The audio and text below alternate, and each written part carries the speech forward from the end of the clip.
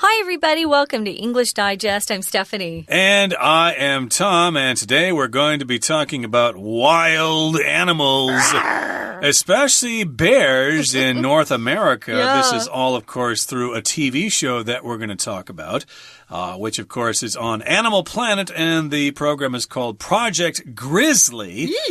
Grizzly, I believe, is a kind of bear. It is. Kind of brown bear, actually, I guess. When I was growing up in, the United States, I was from the Midwest. We didn't really have bears there. We had raccoons and squirrels and deer and some foxes here and there, but we didn't really have bears. We had bears. Yeah, when I went out, to Yellowstone or to Glacier National Park, yeah. Of course, we learned about bears then. I basically learned that there are 3 bears in North America. Mostly, there's the brown bear, there's the black bear, and there's the grizzly bear. And some of them can climb trees, some of them can't, and they tell you what to do if you run into a bear. I think I saw a couple of bears at Yellowstone the last time I was there. But if you really want to know more about bears, then maybe this TV show should be something you should watch. See, I live out in the Rocky Mountains out west, right? So we are known for our grizzly bears. In fact, I'd never heard of a brown bear until I was an adult. Actually, I think the first time I heard someone say, it's a brown bear, was in Taiwan. Oh, no. Because when I grew up, they were all grizzly bears, and just the word grizzly used to scare me as a kid. We would go camping a lot growing up, and we had a few occasions where some bears came around our camp area, but you always had to put the food up. If you put the food up and out of the way, you were safe. So we're going to talk about Bob and Screech and their Project Grizzly. So they're taking on some of these ferocious creatures. If you've ever seen a bear fight, they're serious. And they're going for it. And they have really big paws and claws, and they can kill quickly. So let's get started. We're going to talk about this particular show on TV. That's probably the best place to see a bear. Stay away from the real ones. That's my advice. Let's get started. We'll read through day 1 and talk about some of these words.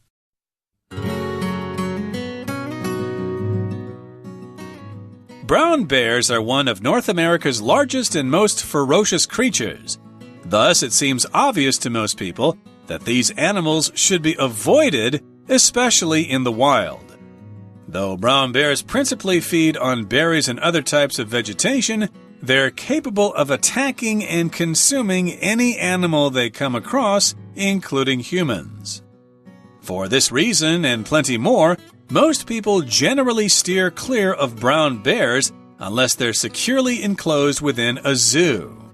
Jeff Watson is not most people, however. In fact, Jeff's been living with and training bears for film and television for most of his adult life. Now on Project Grizzly, a special Animal Planet docu-series, Jeff has a different goal in mind. Instead of continuing to train bears for the big screen, Jeff wants to train his domesticated bears, Bob and Screech, to live in the wild. Bob and Screech are 4-year-old brothers, and they've lived on Jeff's property since they were 6 weeks old. At 317 kilograms each, Bob and Screech are fully grown and at the age that their mother would normally chase them off, leaving them to fend for themselves. Having been trained to live with humans, though, the bears have little chance of survival in the wild at this point. Rewilding Bob and Screech will be one of Jeff's hardest tasks yet, but if the bears are to have the opportunity to live freely, he has to try. Fortunately, Jeff's friend Larry has offered the use of his 10-acre property for Jeff's project. With so much land at his disposal, Jeff will first be able to show his bears what it's like to live outside an enclosure, and then how to use the land to survive. Okay, guys, Bob and Screech. Screech was the name of a kind of a crazy character in, I guess, the show called Saved by the Bell. I was too old to like it. I think you were already gone, Tom, when it came out. But there was kind of a nerdy character, someone who was really kind of silly. And his name was Screech. So that's what it reminds me of. Screech, though, guys, is actually a word we use to talk about a sound that maybe tires can make. If you slam on the brakes and you're trying to stop the car really fast, it'll go, that's screech, screeching. Or if maybe someone's yelling and it's really high, sometimes it's like, stop screeching. I hate that. Usually it's little kids who yell like that, or maybe a girl with a very high voice screeching. This, of course, is a nickname. That's not a real name. No one would name their child Screech. No. It's just a nickname. And it says they're double trouble on Project Grizzly. Double trouble. So they're both getting into trouble. Now, as Tom said, we're going to be talking about brown bears. They're one of North America's largest and most ferocious creatures. If you see that word ferocious, I would run. Anything that's ferocious is really like fierce and savage and cruel and probably wants to either kill you or eat you or both. Ferocious. Right. If you're at the zoo, sometimes they have signs next to the enclosures of especially dangerous animals. Lions. Like lions or alligators. Ooh. The sign will say, ferocious animal, please stay back, or something like that. So, yes, indeed, we're talking about these brown bears, and they are ferocious. They're mean, they're cruel, they're vicious. You got to watch out for them. Thus, or therefore, it seems obvious to most people that these animals should be avoided, especially in the wild. So if you do run across a brown bear in the wilderness, if you're going for a hike in the mountains of Colorado or someplace like that, or more specifically, maybe up in Alaska or British Columbia, Canada, you might run across a brown bear there. So you should avoid them at all costs. And yes, again, if you're outside somewhere in a wild area, in a national forest or something like that, or on a mountain, we refer to that as in the wild or in the wilderness. Though brown bears principally feed on berries and other types of vegetation, they're capable of attacking and consuming any animal they come across, including humans. And that's something you want to avoid. Feed on means they're eating something. Please be careful. Do not use feed on with people. No, it's only for pets and animals. A lot of dogs will feed on rabbits and birds. They like to eat those. So these brown bears really do principally means most of the time that's their food. Primarily, they primarily feed on, you could say, berries, like strawberries, blueberries, and other types of vegetation. When you see the word vegetation, which is non-count, you can't say vegetations. Guys, don't do that. Vegetation just means all the plants as a whole. All the plants are considered together.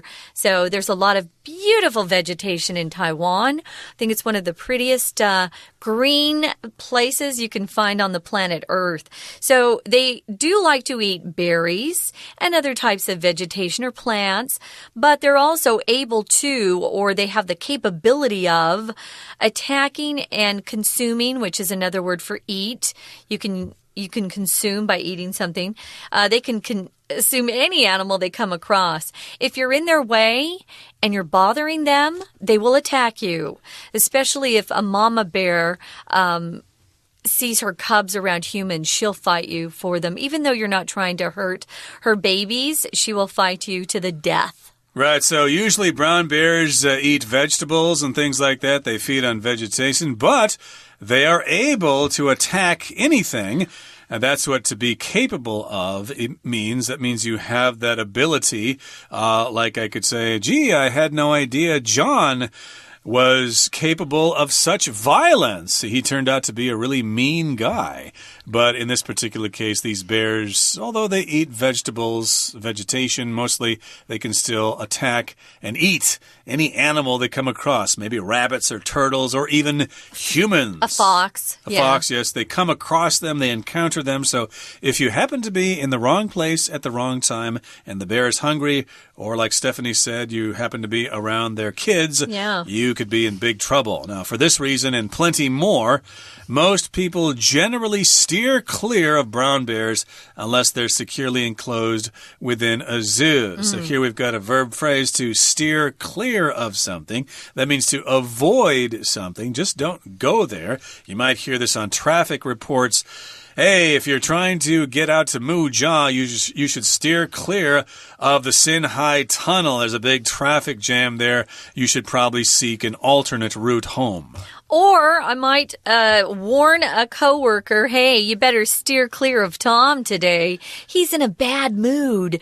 So you want to avoid something. Steer, this S-T-E-E-R verb, just means to put your hands on a steering wheel, and to turn the wheel will change the direction of your car. So steer clear just means to avoid something. If you're enclosed, it just means you've got some sort of fence or some sort of perimeter, something that's around you that's kind of keeping you in one space. So enclosed. We use this word to talk about a letter. We'll enclose, maybe enclose a check within the envelope and send it to someone.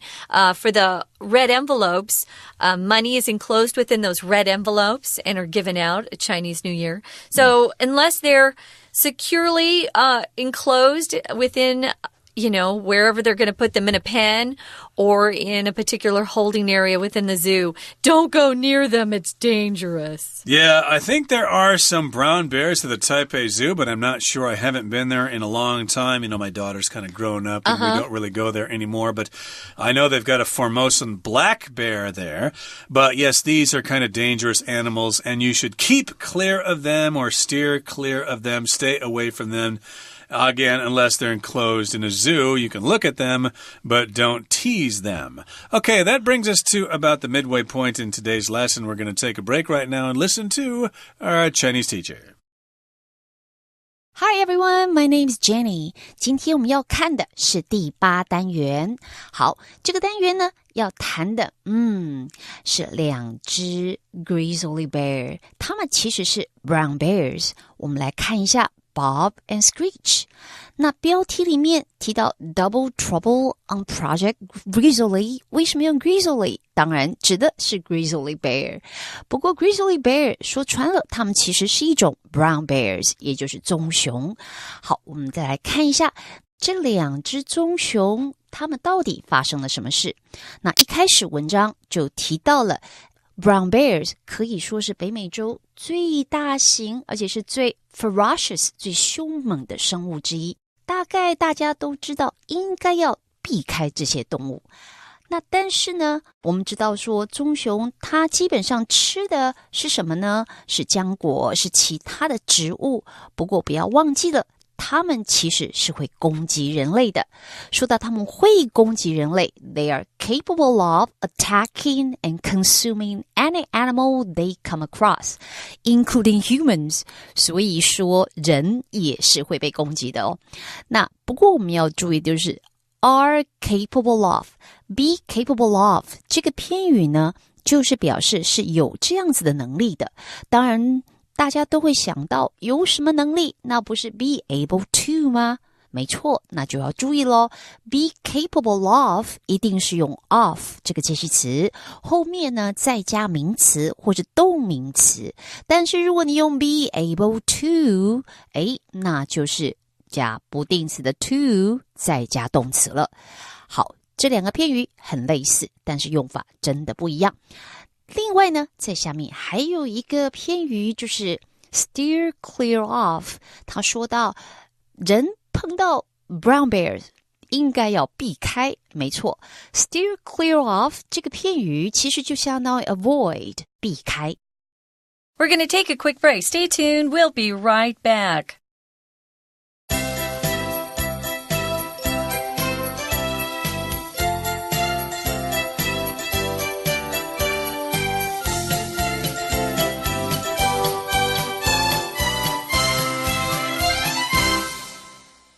We shall now continue with today's lesson. We're talking about Project Grizzly on Animal Planet, and we've been kind of introducing brown bears to you. Yes, they usually eat vegetation, but they are capable of attacking any animal, including humans, so please steer clear of them in the wild.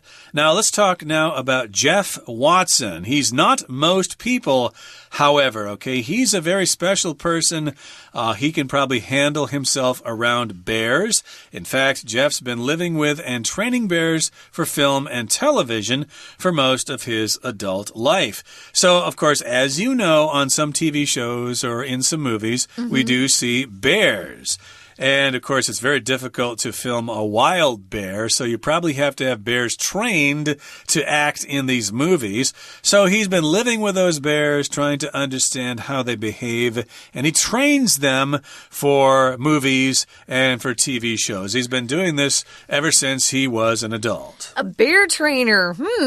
You know, just because he's trained that bear since it's been a small cub, sometimes when they are adults, they forget that sort of relationship. There have been trainers killed by the animals they trained. So it's a very dangerous job. So now on Project Grizzly, which is a special Animal Planet docu-series, it's a documentary plus a series. So there's several episodes in it.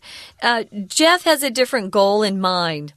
Instead of continuing to train bears for the big screen would usually it means a movie theater, but it can mean a TV screen. But mostly the big screen is the movie theater screen, which is much bigger. He wants to train his domesticated bears, Bob and Screech, to live in the wild. Oh, it's the opposite of what a trainer usually does. Usually they train these wild animals to get along with people in a domestic situation, but he's doing the reverse. He wants to train his domesticated bears that already live pretty mildly, peaceably with humans. He wants to train them so they can return to the wild and live in the wild. Interesting. That's what a lot of people seem to do with dogs and cats. They have dogs and cats. They don't want them anymore, so they train them so that they can be released into the streets and become stray dogs and stray cats. I'm just joking, of course. That's not true, yeah. Most I'm like, what? Most people just let them go if they don't want them. You're not supposed to do that. No. But in any case, that's what Jeff here is doing. He's training these bears to be released into the wild. Bob and Screech are 4-year-old brothers, and they've lived on Jeff's property since they were 6 weeks old. Now, property, of course, is something that you own. Most of the time, it refers to your land and the house on it, but it could also refer to your possessions, the things that you own. My clothes, my coat. Get your hands off my property. Indeed. But here we're talking about the land that he owns. Maybe he owns some kind of ranch somewhere, or a farm or something like that, where he raises these bears. Wow, look at how big they are. They're 317 kilograms each. That's a big bear. They're only 4 years old, too. So Bob and Screech are fully grown. So it doesn't take long for a bear to grow up, because they're 4, but they're fully grown. And at the age that their mother would normally chase them off, leaving them to fend for themselves, they are still there with their trainer, Jeff. Now, what happens if the bears are born in the wild? Their mama takes care of the cubs until they're old enough to fend for themselves. If you fend for yourself, it just means you take care of yourself. No one's giving you dinner and breakfast and lunch. You're taking care of your meals. You're making sure you go to bed on time. You're getting up. You're fending for yourself. What happens with these full-grown animals, though, is once they're adults, their mom actually says, "Get out of here, go away." And they don't live together anymore after that. It's like after they're grown, their mom forgets that they're related. That's what most animals in the wild do. Yeah. They kind of, chase them off. Okay, it's time for you to be on your own, to fend for yourself. Sometimes parents in the United States do this to their kids when they turn 18 or something. It's time for you to leave the house and fend for yourself. Sometimes they do that, not always. Go get a job. Get a job and find your own place to live. Get out. We're done with you. That doesn't really happen here in Taiwan. I think you can live with your parents as long as you want to. But and that's good. There's nothing wrong with that. But here it says, having been trained to live with humans, though, the bears have little chance of survival in the wild at this point. So having been trained, because they were trained to live with humans, therefore, they have little chance of survival if they go into the wild. They're used to living with humans. They're probably used to having their food given to them. Yeah. So they don't know how to fight or to look for food. So they have little or no chance of survival. Survival just refers to when you're able to live in a dangerous situation. Survival in the wild, living out in the woods, trying to find your own food and fighting off enemies. Yeah, and this next sentence is interesting. I'd never really heard of this term, to rewild or wilding someone. To wild these bears means you prepare them to go back into the wild to live there without any sort of help from humans, which I can't imagine being able to do with animals, you know? It's weird. You can't explain stuff to them. They're probably going to think, why aren't you bringing dinner out here? It's 6 o'clock. Where is my dinner? So rewilding will be one of Jeff's hardest tasks yet. It's going to be tough. But if the bears are to have the opportunity to live freely, he has to try. Anytime a human takes care of an animal, they're no longer free. They might be given food and water and a place to stay, but they're not free. And a lot of these animals, they just want to be free. So that's what they're trying to accomplish, to get these bears ready to go out into the wild, maybe hunt if they have to, maybe protect themselves from other animals who try to, hurt them. Who knows? And also how to eat the berries and the vegetation, how to, just stay alive and healthy. So fortunately, Jeff's got a friend, Larry, and he has offered Jeff his 10-acre property for Jeff's project. So I know we measure in pings here. Pings, like my apartment is 25 pings, something like that. But when we're talking about property or land in America, we use this word acres. Hectare is a very popular word they use in Europe. If you see hectare, it's the same sort of idea as acre. And so he's got a lot of land. 10 acres is a lot of land. And that's where they're going to try to rewild the boys, the little boys, the boy bears, the boys. Yep, to get them ready to live in the wild. And, they probably will be successful because I think these bears have this survival instinct in there somewhere. So all they have to do is just sort of train them over a period of time. And eventually they'll learn the tricks of the trade. They'll learn the ropes and they'll be able to live in the wild. But again, it takes a while. So fortunately, of course, he's got this 10-acre piece of land, this property that he can use. And with so much land at his disposal, or with so much land to use, Jeff will first be able to show his bears what it's like to live outside an enclosure. So they're no longer living in an enclosure, like at a zoo or in a small yard that has a fence around it.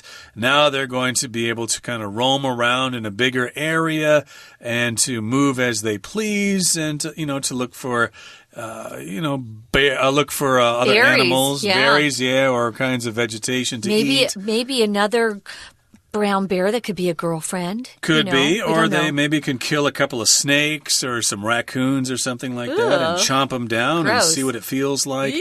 And then, of course, the bears are going to learn how to use the land to survive, which is basically what I was just saying here. Instead of waiting to be fed, they're going to actually have to go out and find the food themselves, look for some wild game, like I said, maybe hunt after rabbits or go down to the stream there and try to fish out a big salmon or something like that. Yeah. That's what bears oftentimes do. They love fish. And so they're going to have to learn the tricks of the trade, as I said. They're going to have to learn to survive in the wild. That's what this show is all about. Good luck to Bob and Screech. We're going to listen to our Chinese teacher right now, but you'll have to return to our next program to find out what happens to these two cute little 4-year-old bears. Right now, it's time for our Chinese teacher. 好，我们继续来看其实 Jeff Watson 呢，他跟一般人不同，因为我们知道一般人会躲开这样子的大型动物，但是 Jeff 他却是大部分的时间都是跟 Brown Bear 一起生活。那我们要来看他到底是什么样的人呢？他其实是要把他原来所训练的那种已经驯化的熊，然后希望把他们也放回去，所以这个节目就是要谈这个过程的。那我们再来看看下面这一段他怎么说。其实呢，我们知道 Bob 跟 Screech 已经是发育成熟了，而且呢，如果这个年纪说穿了，你再野放它真的有点慢，因为他们不会再有就不能再回归到原野去，而说有人会照顾它是不可能的。所以这样子他怎么样自力更生呢？当然就要透过另外一段的过程。那我们来看这边就是说到了我们从 having 这个字看起， having been trained to live with humans， 这个 having been trained 这当然可以看得出来是一个分词的结构，而这个分词的结构它本身是一个完成再加被动。那我们知道分词的结构里头一定是省略了一些字，像这边的主词被省略，主词是谁？当然是后面提到的 the bears，也就是这两只熊，它们其实已经早就被训练成跟人类一起生活了。那这样子我们把主词结构去掉， having been 这个表示完成的再加被动的这两个字，我们可以保留它，但是说实话也可以直接省略掉，只保留到 trained 这个过去分词。不过你有 having been 似乎更清楚，表示它一直以来就是已经这样了。那这两只熊呢，它当然没有什么机会可以在这个在野地里面野外存活下来，没什么机会，所以说我们知道就必须要 rewild them。 好， rewilding Bob and Screech， 我们注意到这个字 rewild， 其实这个加 ing也可以看得出来，那到底是为什么叫 ing？ 这边其实是动名词当主词，动名词偏语表示要恢复他们的野性，要把他们重新野化，这个事情将会是 Jeff， 也就是我们这个节目里面的主人公最难的一件事了。好， rewilding， 这个 rewild 从字面可以看得出来， re 就是再一次， wild 当然这边把它当作动词来用，所以就是表示重新野化。那至于后面说不过呢，假如说这两只熊它希望能够真的自由自在的生活的话，它一定得要试试看。好， if the bears are to， 这个 are be 动词再加不定词，其实就有一种接下来会怎么样，之后会怎么样。 OK， 我们今天的讲解就到这边结束，我们下次见。That's it for today, guys. Like I said, we've got one more program to talk about Project Grizzly, a show on Animal Planet. We hope you'll join us then. For English Digest, I'm Stephanie. And I'm Tom. Goodbye. Bye.